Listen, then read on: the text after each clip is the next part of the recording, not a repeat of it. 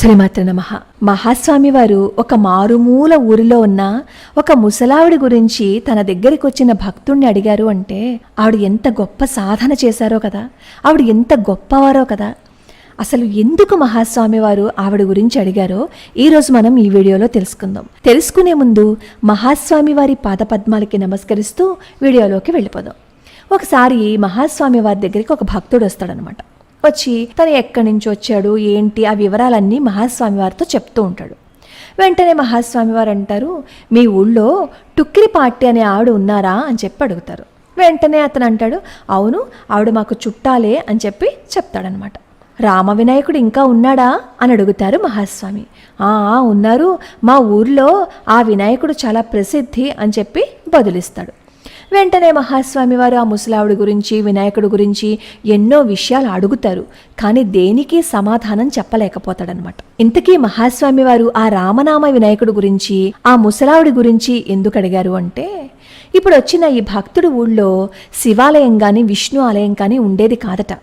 అప్పుడు వాళ్ళ ఊళ్ళో ఒక్క వినాయకుడి ఆలయమే ఉంటే ఆ ఊళ్ళో కొంతమంది బ్రాహ్మణులు స్నానం చేసి వచ్చి అక్కడ కూర్చుని సంధ్యావందనం చేసుకుని ఆ వినాయకుడి గుళ్ళోనే రామనామ సంకీర్తన చేసేవారట. వారి సంకీర్తన ఎంత గొప్పగా ఉండేది అంటే 1 మైలు దూరం వరకు వినిపించేది. వినాయకుడి దేవాలయంలో రామనామ సంకీర్తన చేసేవారు కాబట్టి రామనామ వినాయక దేవాలయంగా పేరొచ్చేసింది. ఎవరో మహాస్వామికి ఈ విషయం చెప్తే తన్ని చూడడానికి వచ్చిన భక్తుణ్ణి గుర్తుపెట్టుకుని ఇవన్నీ ఎలా అడిగారో కదా. అలాగే ఈ ముసలావిడ ఎవరు అంటే, ఆవిడికి పాపం 7 ఏళ్ళు వయస్సు ఉన్నప్పుడే వివాహం చేసేస్తారనమాట. చేసేస్తే విధివశాత్తు 9 ఏళ్ల వయసు వచ్చేసరికి పాపం భర్త చనిపోతాడు. అప్పట్లో భర్త చనిపోతే వాళ్ళకి కొన్ని నియమాలు ఉండి వాళ్ళని దురదృష్టవంతురాలుగా చిత్రీకరించేసి ఎప్పుడూ వాళ్ళతో మాటలాడేవారు కాదనమాట. పాపం అలాగే ఈ అమ్మాయిని కూడా నష్టజాతకురాలు అని చెప్పి ఆ అమ్మాయి దురదృష్టాన్ని ఎత్తి చూపుతూ టుక్కిరి అని చెప్పి పిలుస్తూ ఉండేవారు. పాప అమ్మాయి మాత్రం ఏం చేయగలదు తన దురదృష్టానికి. ఆ అమ్మాయి పెద్దదైన తర్వాత తన స్థితిని అర్థం చేసుకుంది. ఇప్పటిలాగా అప్పట్లో ఇలాంటి వాళ్ళని ఉద్ధరించే కార్యక్రమాలు ఏం ఉండేవి కాదు కదా. పాపం ఊళ్ళో వాళ్ళు ఎవరు ఏం చెప్తే అదే చెయ్యాలి.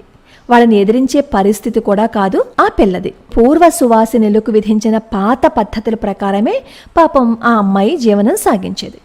రోజు పొద్దున్నే లేచి బయట శుభ్రంగా తుడిచేసి ముగ్గు పెట్టి ఒక దీపం వెలిగించి ఇంట్లోకి వెళ్ళిపోయేది. లోపల ఏం చేసేది అంటే తన ప్రాణం నిలబెట్టుకోవడానికి ఏదో కాస్త వండుకుని తినేసి రామనామ జపాన్ని చేస్తూ ఉండేదన్నమాట.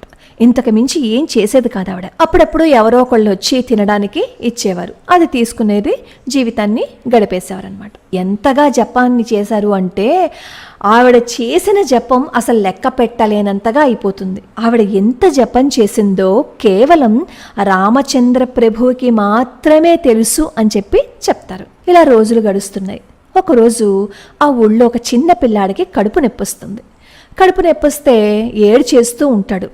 ఏడుస్తూ ఉంటే వైద్యుడి దగ్గరికి తీసుకెళ్తారనమాట. అతను ఏం చెప్తాడు అంటే, ఇతనికి కషాయం చేసి తాగించాలి అని వేటితో కషాయం చేయాలో చెప్తాడనమాట. ఆ ఊళ్ళో ఈ వైద్యుడు చెప్పిన కషాయానికి సంబంధించిన వస్తువులు ఏమీ దొరకవన్నమాట. దొరకకపోతే వాళ్ళు ఏమంటారంటే, సరే ఇంకేం చేస్తాము, వెళ్ళు ఊరి చివరి నా టుక్కిరి పార్టీ ఉంది కదా అక్కడికి వెళ్ళి అడుగు అని చెప్పి పంపిస్తారు. ఆ చిన్నోడేమో చాలా భయంతో ఈ టుక్కిరి పార్టీ దగ్గరికి వచ్చి కొంచెం వాము కావాలి అని చెప్పి అడుగుతాడు. వెంటనే టుక్కిరి పార్టీ ఏం చేస్తారు అంటే వాముతో పాటు ఇంకా అవసరమైన వాటినన్నింటినీ ఇచ్చి, ఏరా నాన్న ఎందుకు, ఏమైంది నీకు అని చెప్పి అడుగుతుంది.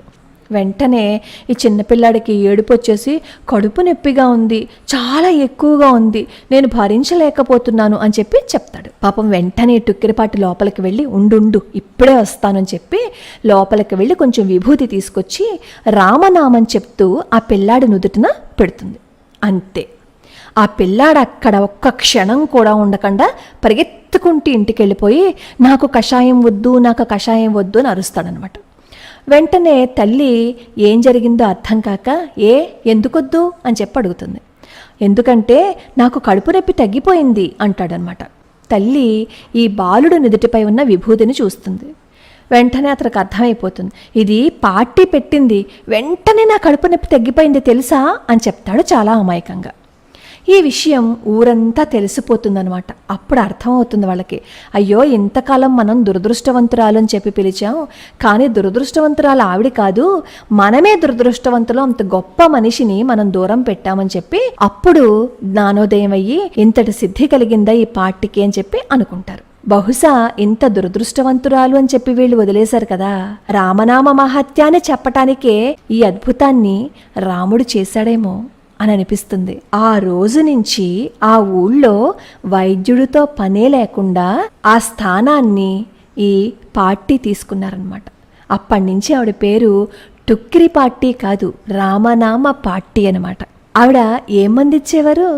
కేవలం చిటికెడు విభూతి మాత్రమే. మనం ఎన్నో చేస్తూ ఉంటాం, కానీ మన మనస్సుని అమ్మవారి పాదాల మీద లగ్నం చేసి నిరంతరం మనం మన శ్వాసని ఎలా అయితే తీసుకుంటున్నామో అదేవిధంగా రామనామాన్ని జపిస్తూ ఉంటే ఒక్క క్షణం కూడా రాముడి నామాన్ని వదలకుండా ఇలాంటి స్థితి వస్తుంది అనడానికి ఈ రామనామ పార్టీయే ఒక ఉదాహరణ. ప్రతి నిత్యం ఆ రాముడి పాదాలు వదలకుండా ఉంటే మనకి కూడా ఇలాంటి స్థితి రాదా? ఇంతటి స్థితి రాకపోవచ్చు, కానీ మనకి ఏ కష్టమూ కలగకుండా రాముడు తన చుట్టూ రక్షావలయాన్ని మన కోసం నిర్మించడా? ఈ జరిగిన విషయాన్ని మహాస్వామి వారు తన దగ్గరికి వచ్చిన భక్తుడితో చెప్తారు. ఎందుకు చెప్పారు ఇప్పుడు అర్థమైంది కదా. నిరంతరము రామనామ జపాన్ని అలా చేశారు కాబట్టే మహాస్వామి వారి నోటి వెంట ఆవిడ గురించి వచ్చింది. త్యాగరాజస్వామి వారు రోజుకి దాదాపుగా 1,00,000 సార్లు రామనామ జపం చేసేవారట. అలా 21 సంవత్సరాలు చేశారు.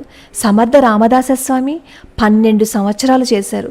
అలా ఏ భక్తుడి చరిత్ర తీసుకున్నా ఒక నామాన్ని పెట్టుకుని వాళ్ళు సాధన చేయటం వల్ల వాళ్ళు ఎంతటి ఉన్నత స్థితిలో ఉన్నారో మనకు అర్థమవుతుంది. మనం కూడా నిత్యం ఏదో ఒక నామాన్ని పట్టుకుని అలా నిత్యం జపం చేద్దాం. అపార కరుణా సింధుం జ్ఞానదం శాంతరూపిణం శ్రీ చంద్రశేఖర గురుం ప్రణమామి ముదాన్వహం.